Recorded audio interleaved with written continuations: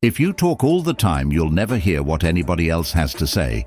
Therefore, all you'll have to talk about is your own conversation. The same is true for people who think all the time. The constant chit-chat of symbols and images and talk the words inside your skull. Now, if you do that all the time, you'll find that you have nothing to think about except thinking.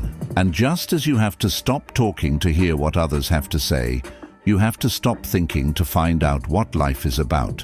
And the moment you stop thinking, you become into immediate contact with what Cascai called so delightfully the unspeakable world, the non-verbal world. Some people would call it the physical world.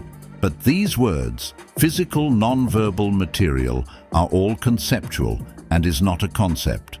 So when you are awake to that world, you suddenly find that all the so-called differences between self and other, life and death, pleasure and pain, are all conceptual. There they don't exist at all. When the old master Yakuju was asked, "What is then?" he said, "When hungry eat, when tired sleep." But they said, "Well, isn't that what everybody does? Aren't you just like ordinary people?" Oh, he said, no, they don't do anything of the kind.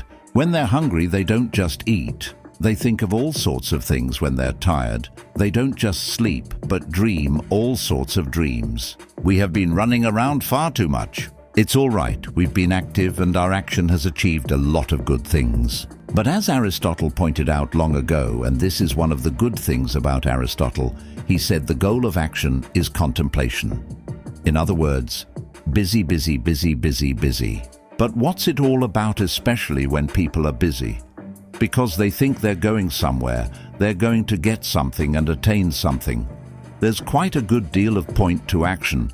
If you know you're not going anywhere, if you act like you dance or like you sing or play music, then you dance with life.